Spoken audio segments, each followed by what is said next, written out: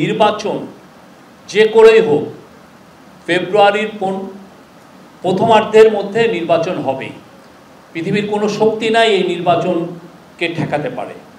নির্বাচন হবে এবং সে বিষয়ে পুরো যত ধরনের প্রস্তুতি লাগে সেই প্রস্তুতিগুলো নেওয়া হচ্ছে। পতিত পরাজিত ফ্যাসিবাদী শক্তি যখনই দেশ দেখছে যে দেশ নির্বাচনের দিকে এগিয়ে যাচ্ছে এবং এই জুলাইয়ের হত্যাযজ্ঞের সাথে জড়িতদের বিচার প্রক্রিয়া দ্রুত এগোচ্ছে, ততই তারা ডেসপারেট এবং বেপরোয়া হয়ে পড়ছে। এর ফলে তারা দেশের সার্বিক শান্তি শৃঙ্খলা বিনষ্ট করার জন্য, গণতান্ত্রিক অগ্রযাত্রাকে ব্যাহত করার জন্য সকল শক্তি নিয়ে মাঠে নামছে। এটা এখন আইন শৃঙ্খলা পরিস্থিতি নয়, এটা একটা জাতীয় নিরাপত্তা ইস্যু হয়ে দাঁড়িয়েছে।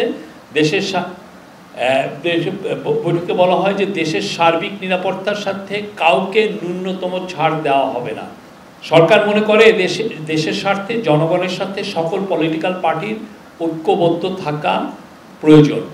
সরকার আইন শৃঙ্খলা পরিস্থিতি যাতে উন্নতি হয় তার জন্য সর্বাত্মক কাজ করে যাচ্ছে। আপনাদের বুঝতে হবে যে এই অগাস্ট 5-এর পরে মোর দেন 1615টার মতো ঘটনা ঘটেছে, প্রোটেস্ট বা বিভিন্ন আপনি অন অ্যান এভারেজ প্রতিদিন 4টা করে ইনসিডেন্ট ঘটেছে বা প্রোটেস্ট ঘটেছে সব মিলে। তার মধ্যে 600টা ছিল এডুকেশন মিনিস্ট্রি সংক্রান্ত।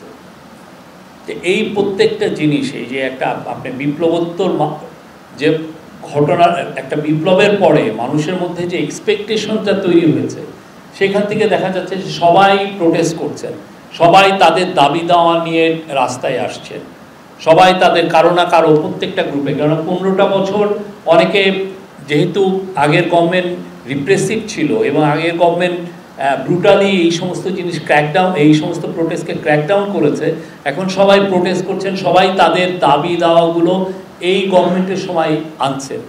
তা এই গভর্নমেন্ট যথেষ্ট এবং আইন শৃঙ্খলা বাহিনী যথেষ্ট ধৈর্যের সাথে এই বিষয়গুলোকে মোকাবেলা করছে।